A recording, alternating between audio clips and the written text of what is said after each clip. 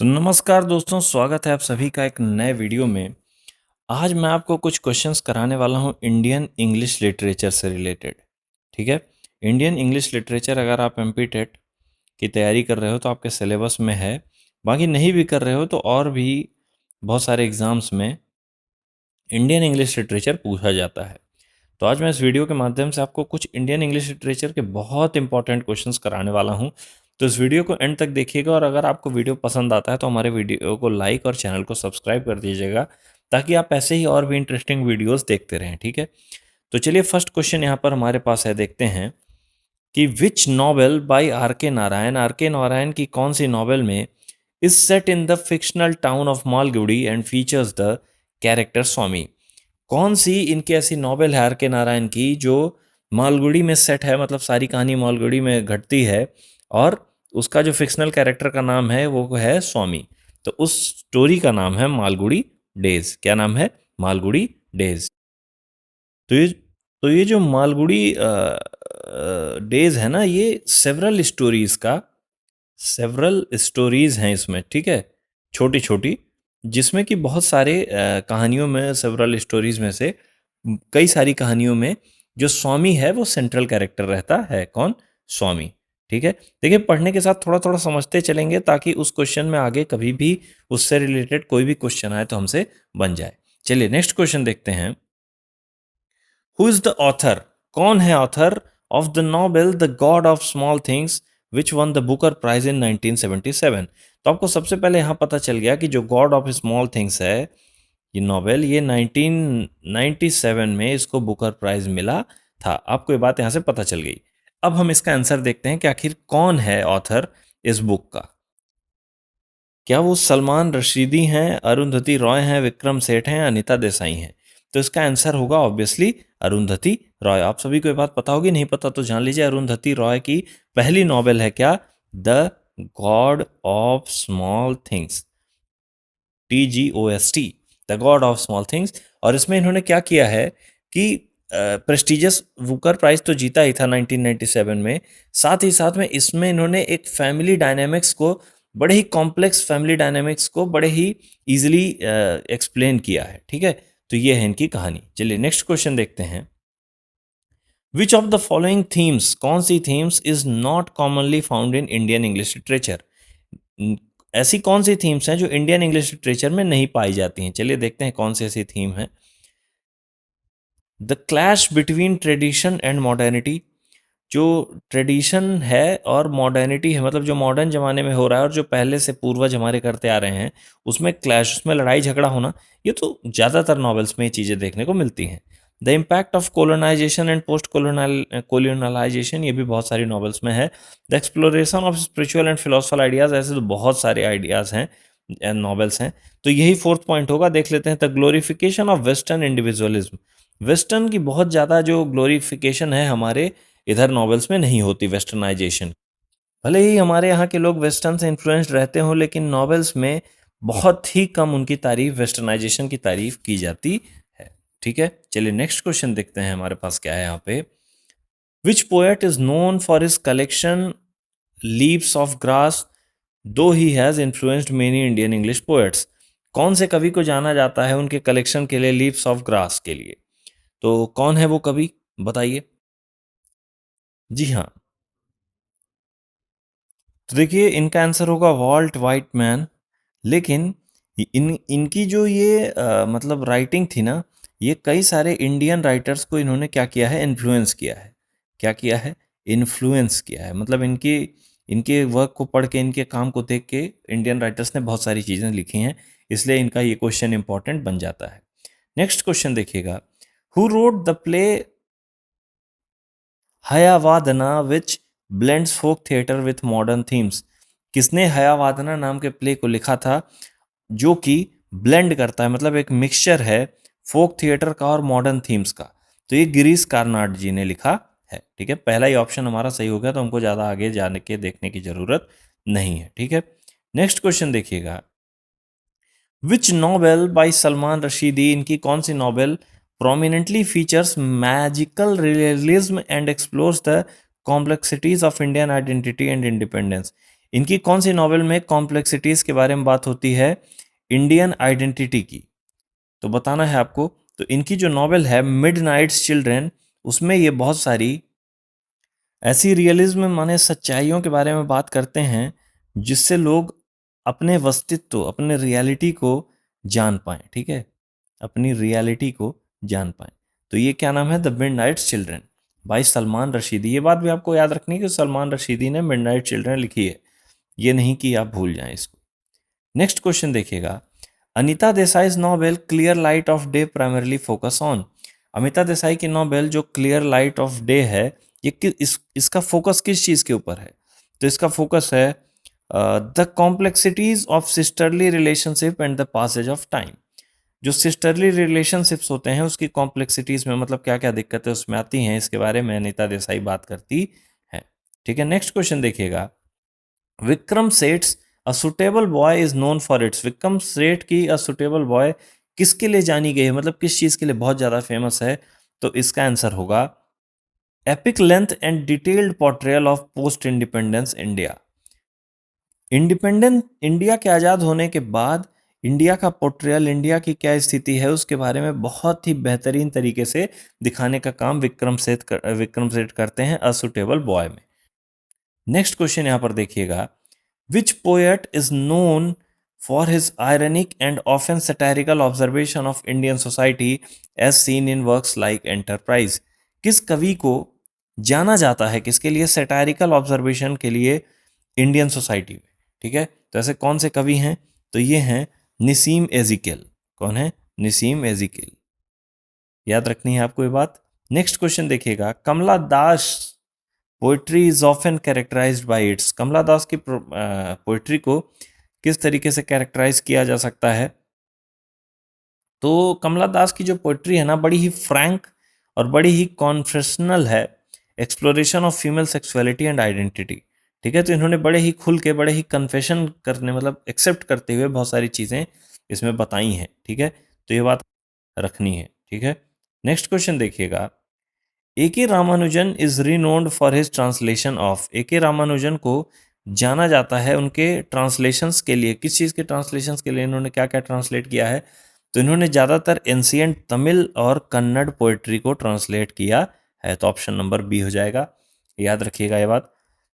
ज़्यादातर क्वेश्चन लगाते रहिए तो धीरे धीरे क्या होगा, सारे क्वेश्चंस आपके मन में बैठ जाएंगे। ठीक है, बाकी आप सोचोगे कि पढ़ते रहें तो कितना पढ़ोगे भाई, कोई लिमिट ही नहीं है इंडियन इंग्लिश लिटरेचर की। तो हालांकि वर्ल्ड के इंग्लिश लिटरेचर से तो बहुत ही कम है, लेकिन फिर भी आप जितना प्रैक्टिस करोगे उतना ज़्यादा चीज़ें आपके दिमाग में जाएंगी। ठीक है, चलिए ये क्वेश्चन देखते हैं। Mahesh Dattani is a prominent play right known for addressing which of the following themes of in his play. Mahesh Dattani जो है एक प्रोमिनेंट है, मतलब बहुत प्रतिष्ठित है प्ले राइटर, जिनको जाना जाता है उनकी कौन सी थीम प्ले के लिए? तो historical events and national struggle नहीं, इसके लिए नहीं जाना जाता महेश दत्तानी जी को। इनको जाना जाता है social issues like gender, sexuality and communalism, इसके लिए इनको जाना जाता है। तो आपको याद रखनी है क्योंकि इन्होंने बहुत सारी ऐसी चीज़ें लिखी हैं जो इन सभी चीज़ों के बारे में बात करती हैं। चलिए नेक्स्ट क्वेश्चन देखते हैं। Which of the following novels by Mulk Raj Anand deals with the plight of untouchables. कौन सी मुल्क राज आनंद की ऐसी नॉवेल है जो अनटचेबल्स की दिक्कतों के बारे में बात करती है? तो नाम इटसेल्फ सजेस्ट कि अनटचेबल ही इसका आंसर होगा। क्या होगा? अनटचेबल। इसी में उन्होंने बहुत सारी ऐसे अनटचेबल की जो हमारे समाज में दिक्कतें हैं उसको एक कैरेक्टर को लेकर उन्होंने दिखाया है जिसका नाम है आज बाखा। क्या नाम है? बाखा। एक यंग मैन रहता है, ठीक है, और अनटचेबल कास्ट रहता है, छुआछूत हमारे समाज में थी और है भी। तो इसको हाईलाइट करते हुए इस कैरेक्टर के द्वारा उन्होंने समाज की बहुत सारी कुरीतियों को निकालने की, कुरेदने की कोशिश की है। ठीक है, कुरीतियों को हिंदी मुझसे लिखनी नहीं आती, सॉरी। चलिए नेक्स्ट क्वेश्चन देखिएगा। Raja Rao novel Kanthapura is notable for its. Raja Rao की जो नॉवेल है कांतापुरा, उसको किस चीज के लिए जाना जाता है? तो उसको जाना जाता है narrative style influence by Indian oral story telling traditions. किसके लिए जाना जाता है? उनकी नरेटिव स्टाइल के लिए जाना जाता है। ठीक है, नेक्स्ट क्वेश्चन देखिएगा, Sarojini Naidu often called the night angle of India. तो अब ये बात तो बच्चे बच्चे को पता है कि सरोजिनी नायडू को नाइट एंगल ऑफ इंडिया कहा जाता है, ठीक है, सरोजिनी नायडू जी को नाइट एंगल ऑफ इंडिया तो कहते हैं। लेकिन क्वेश्चन क्या है, इनको किस चीज के लिए जाना गया, नॉवेल्स के लिए, पोएट्री के लिए, प्लेस के लिए, शॉर्ट स्टोरीज के लिए। तो सभी को पता है कि किसके लिए जाना गया, पोएट्रीज के लिए जाना गया, ठीक है। नेक्स्ट क्वेश्चन देखिएगा, विच ऑफ दीज ऑथर्स, इनमें से कौन सा लेखक is not considered part of the first generation of Indian English novelist. पहली जनरेशन में इंडियन इंग्लिश नॉवलिस्ट के ऐसे कौन से लेखक हैं जिनको नहीं जाना गया। तो मुल्क राज आनंद हैं, आर के नारायण हैं, राजा राव हैं, यही तीन हैं, इन्हीं को जाना गया है। ये क्वेश्चन भी पूछ सकता है। अरुंधति रॉय नहीं है, तो आंसर आपका क्या हो जाएगा, डी, ठीक है। ये तीनों तो हैं, तो आंसर हो जाएगा अरुंधति रॉय। नेक्स्ट क्वेश्चन देखिएगा, the term English, Indian English refers to, Indian English का मतलब क्या होता है, ये भी एक क्वेश्चन बन सकता है। तो क्या है, English spoken with an Indian accent, जो इंडियन एक्सेंट से इंग्लिश बोली जाती है वो इंडियन इंग्लिश है। बिल्कुल भी नहीं, बोलने से इंडियन इंग्लिश का कोई तात्पर्य नहीं है।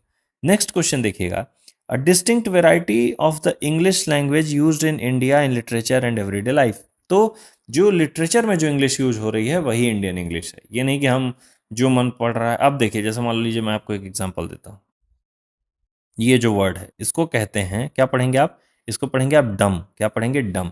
क्योंकि हम लोग इसको बोलते हैं डम्ब, डम्ब, ब को, लेकिन डम बी साइलेंट रहता है, डम बोलते हैं।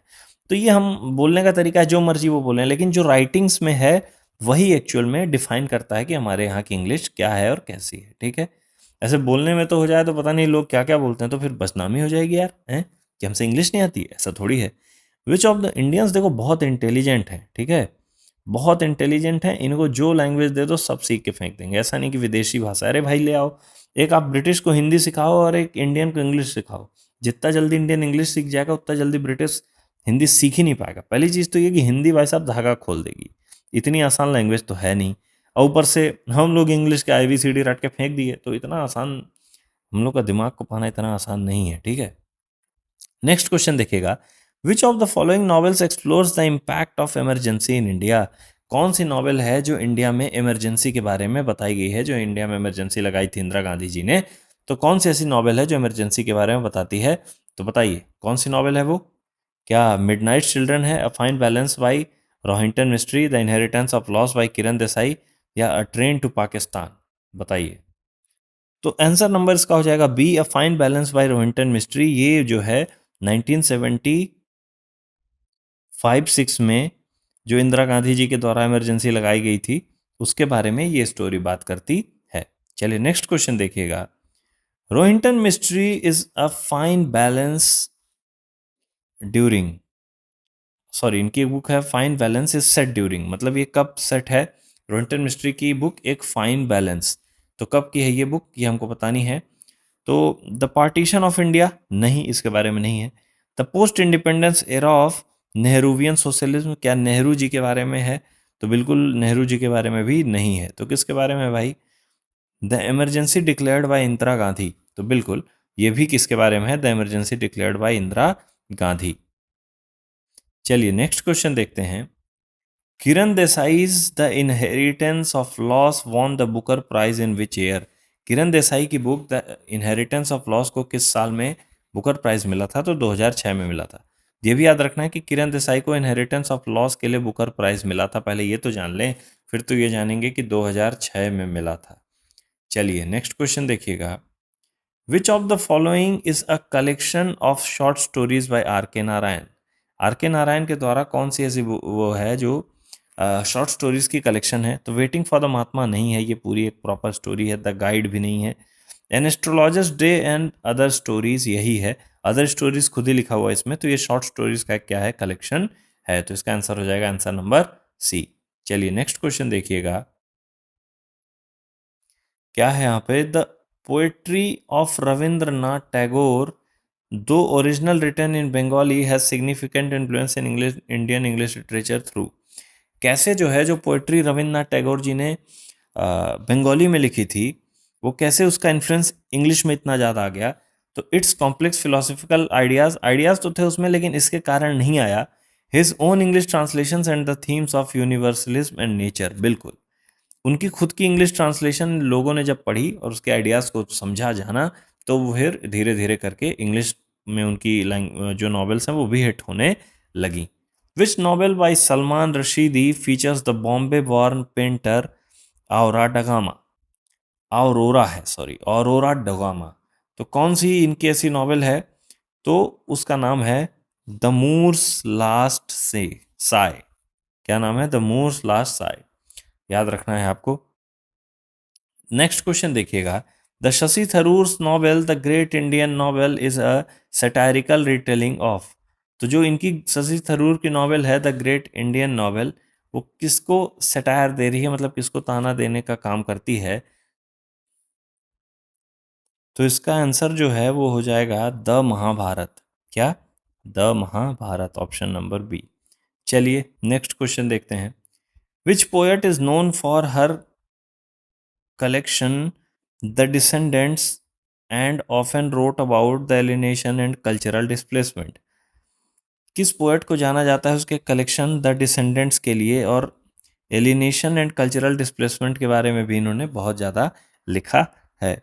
तो यूएंस डिसूजा जो हैं इन्होंने ये सारी चीज़ें लिखी हैं, तो ऑप्शन नंबर ए हो जाएगा। ठीक है, चलिए नेक्स्ट क्वेश्चन देखते हैं।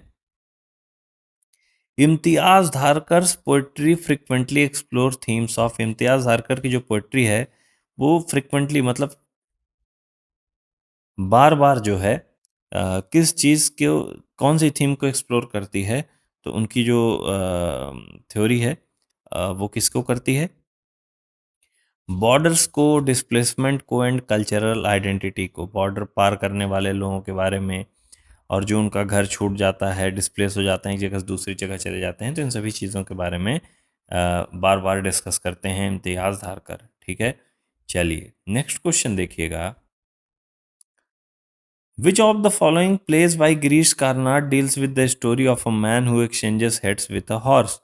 गिरीश कार्नाड की ऐसी कौन सी स्टोरी है जो एक आदमी की कहानी बताती है जिसने अपना हेड एक्सचेंज कर लिया था, अदला बदली कर ली थी एक घोड़े से? तो कौन है वो? हयावादना। इससे रिलेटेड एक क्वेश्चन ऊपर भी आ चुका है कि किसने लिखा था, तो गिरीश कार्नाड ने लिखा था। अब आपको याद रखना कि हयावादना की मेन जो थीम है वो क्या है कि एक आदमी घोड़े से क्या कर लेता है, अपने हेड को एक्सचेंज कर लेता है। देखिए नेक्स्ट क्वेश्चन देखते हैं। Arundhati Roy second novel is titled. Arundhati Roy की सेकेंड नॉवेल का क्या टाइटल है? तो अभी हमने जाना था कि जो अरुंधति रॉय की सबसे पहली नॉवेल थी वो कब आई थी? तो 1997 में आई थी। क्या नाम था उसका? कमेंट करके आप बता दीजिए, तब से मैं लिख देता हूँ। The God of Small things. ठीक है, ऊपर पहले एक क्वेश्चन आ चुका है तो हमने ये बात की है। अब इनकी सेकेंड नॉवेल का टाइटल क्या था भाई? तो इनकी सेकेंड नॉवेल का जो टाइटल था वो था the ministry of utmost happiness. सारी बातें आपको याद रखनी है, जो जो मैं क्वेश्चन लेके आ रहा हूँ ये बहुत ज़्यादा इंपॉर्टेंट है। ठीक है, तो ऐसा ना हो कि यही क्वेश्चन आए और आपसे ना बने। Who is the author of the white tiger which won the man Booker prize in 2008? White tiger का ऑथर कौन है? तो भाई साहब अरविंद अडिग जी हैं। कौन है? अरविंद अडिग। ये क्वेश्चन ज़्यादातर लोगों से बन गया होगा। चलिए नेक्स्ट क्वेश्चन देखते हैं। Amitabh Ghosh novel often explore themes of. अब अमिताभ घोष भाई साहब कौन सी थीम को एक्सप्लोर करते हैं? इनकी नॉवेल्स कौन सी थीम के बारे में होती हैं? तो इनकी नॉवेल होती हैं history, colonialism and the environment, particularly in the Indian Ocean region. ठीक है, तो इतिहास, कोलोनियलिज्म, इन सब चीज़ों के बारे में अमिताभ घोष जी बात करते हैं। चलिए नेक्स्ट क्वेश्चन देखते हैं। Which is not a novel by Vikram Seth. Vikram Seth के द्वारा कौन सी नॉवेल नहीं लिखी गई है? तो विक्रम सेठ के द्वारा द गोल्डन गेट लिखी गई है, इक्वल म्यूजिक भी लिखी गई है। अच्छा, तो चलिए नीचे दो ऑप्शंस हैं देख लेते हैं। द नेम सेक, ये नहीं लिखी गई भाई साहब। अ सुटेबल बॉय भी विक्रम सेठ नहीं लिखी है। तो द नेम सेक किसने लिखा था, थोड़ा सा इसके बारे में भी जान लेते हैं। द नेम सेक को लिखने वाली थी जुम्पा जुम्पा लहरी। क्या नाम था इनका? जुम्पा लहरी, क्या नाम था? और ये जो है राइटर, ये बंगाली राइटर थी और इन्होंने बहुत अच्छा काम इन्होंने भी किया था। ठीक है, चलिए नेक्स्ट क्वेश्चन देखते हैं। ये भी क्वेश्चन आ सकता है, नेम से 2003 में लिखी गई थी, तो ये किसने लिखा था? तो जुम्पा लाहिरी ने लिखा था। चलिए नेक्स्ट क्वेश्चन देखिएगा। देखिए झुम्पा लाहिरी जी से रिलेटेड एक क्वेश्चन आ ही गया। Jhumpa Lahiri is known for her short story collection in interpreter of Maldives which explores. इनके लिए जानी जाती हैं ये इंटरप्रेटर ऑफ मालदीव मैलाडलेस, क्या लिखा है भाई, मेलेडीज, इंटरप्रेटर ऑफ मेलेडीज है ये, सॉरी माफ करिएगा। क्या होता है कभी कभी जब आदमी ज़्यादा क्वेश्चन करने बैठा है, टाइम का भी ध्यान देना पड़ रहा है, तो दिमाग में बहुत सारी चीज़ें चलती, तो इसलिए मिस्टेक्स हो जाती हैं। कोई ये ना समझे कि मुझसे इंग्लिश पढ़ना नहीं आता। अगर किसी को लगता है तो हाँ भाई नहीं आता, जाओ क्या कर लोगे, ठीक है। तो चलिए इसका आंसर देखते हैं कि जो झुम्पा लाहिरी जी हैं, इनकी जो कलेक्शन है इंटरप्रेटर ऑफ मालदीव्स, ये किसके बारे में एक्सप्लोर करती है, मतलब किसके बारे में ज़्यादातर कहानियाँ बताई गई हैं इसमें। तो इसमें बताई गई हैं the lifes of Indian immigrants in America. America में जो इंडियन इमिग्रेंट्स रहते हैं उनका जीवन कैसा है, ज़्यादातर उसी चीज़ के बारे में बात हुई है। चलिए नेक्स्ट क्वेश्चन देखिएगा। Which of the following poets is associated with the new poetry movement in Indian English poetry characterise by its modern sensibility and departure from romanticism. कौन सी ऐसी पोएट हैं, कौन से ऐसे पोएट हैं जो किससे जुड़े हुए थे, न्यू पोएट्री मूवमेंट से। तो वो कौन है, तोरू दत्त, नहीं भाई साहब ये तो नहीं है। हेनरी लुइस विवान डेरोजियो, ये भी नहीं है। तो कौन है, चलिए नीचे के ऑप्शंस देख लेते हैं। तो कौन है, निसिम एजिकेल ही हैं इस जो पोएट्री उसमें थे, ठीक है। न्यू पोएट्री मूवमेंट में जो इंडियन इंग्लिश पोएट्री में चला था उसमें इनका बहुत ज़्यादा योगदान था। मॉडर्न पोएट्री टेक्निक्स और इन सब चीज़ों के बारे में इन्होंने भी बहुत ज़्यादा योगदान दिया था। नेक्स्ट क्वेश्चन देखिएगा। The concept of hybridity in psycho in post-colonial literature often seen in Indian English works refers to। देखिए हम जानते हैं कि हाइब्रिड का मतलब भाई हम बोलते हैं ना कि हाइब्रिड जो है इसकी मिक्स है, तो इसका जो है ब्लेंड कर देना, मिला देना Indian and western cultural elements को मिला करके, जो इंडियन कल्चर और वेस्टर्न कल्चर को मिला जुला के जो चीज़ें इंडियन इंग्लिश काम में दिखती हैं वो क्या है, हाइब्रिडिटी का कॉन्सेप्ट उसको बोला जाता है। चलिए नेक्स्ट क्वेश्चन देखिएगा। Which novel by Khushwant Singh deals with the partition of India. Khushwant Singh की कौन सी ऐसी नॉवेल है जो पार्टीशन ऑफ इंडिया के बारे में डील करती है। तो दिल्ली ए नॉवेल, ये तो नहीं ही करेगी। ट्रेन टू पाकिस्तान, भाई साहब पाकिस्तान जा रही ट्रेन तो यही ना बात करेगी किसके बारे में, पार्टीशन ऑफ इंडिया के बारे में। ऐसा ट्रेन का डायग्राम बना दूंगा कि बेहोश हो जाओगे आप लोग, ठीक है। चलिए नेक्स्ट क्वेश्चन देखिएगा।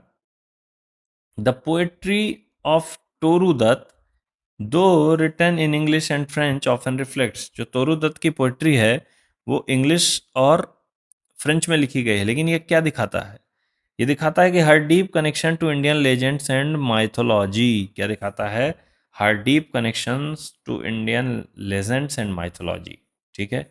चलिए नेक्स्ट क्वेश्चन देखते हैं। Which of the following playwrights is known for his absurdities and existentialist plays. अब बताओ, एग्जिस्टेंशलिस्ट नहीं पढ़ पा रहा हूँ मैं, हैं, और बनना मुझे इंग्लिश का टीचर है। ओ माय गॉड, हो जाता है दोस्तों, माफ़ करिएगा। तो इसका आंसर क्या होगा, इसका आंसर होगा बादल सिरकार। क्या होगा, बादल सिरकार। इन्होंने जो है एब्सर्डिटीज, एब्सर्डिट्स और एग्जिस्टेंशलिस्ट के बारे में, प्लेस के बारे में इनको जाना जाता है। चलिए नेक्स्ट क्वेश्चन देखते हैं। Meena Swami is contemporary Indian English poet and writer known for her work that addresses। ये भी समकालीन ये भी राइटर हैं, लेकिन इनको किस चीज़ के लिए जाना जाता है, तो इनको जाना जाता है caste discrimination and feminist issues के लिए। तो ये जात पात के मामले और महिलाओं का जो पिछड़ापन है उसके इश्यूज़ को आगे ले आने के लिए इनको जाना जाता है। चलिए नेक्स्ट क्वेश्चन देखते हैं। Jeet Thayil's a novel Necropolis is set in. Jeet Thayil जो हैं इनके नॉवेल जो है नेक्रोपोलिस, वो कहाँ सेट है भाई साहब, तो वो सेट है बॉम्बेज ओपियम डेंस इन 1970। कहाँ सेट है, बॉम्बेज ओपियम डेंस इन 1970 में, ठीक है। चलिए नेक्स्ट क्वेश्चन देखते हैं।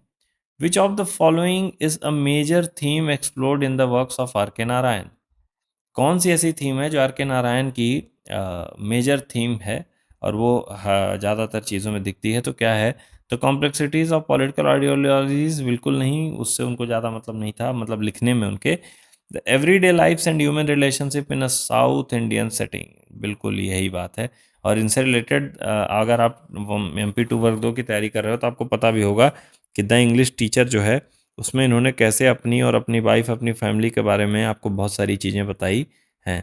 तो हमको पता है कि ज़्यादातर इनको जो है एवरीडे लाइफ्स, व्यक्ति के रोज़मर्रा के जीवन और उनके रिलेशंस के बारे में इन्होंने लिखा है। तो यहाँ से जाके आज आपका ये वीडियो ख़त्म होता है। आपने 40 क्वेश्चंस किए, ठीक है? 40 में से आपसे कितने बन रहे थे मुझे ज़रूर बताना, ठीक है? कमेंट करके। बाकी वीडियो पसंद आया तो लाइक करो, चैनल को सब्सक्राइब करो। ऐसे ही और वीडियोज़ देखने के लिए धन्यवाद।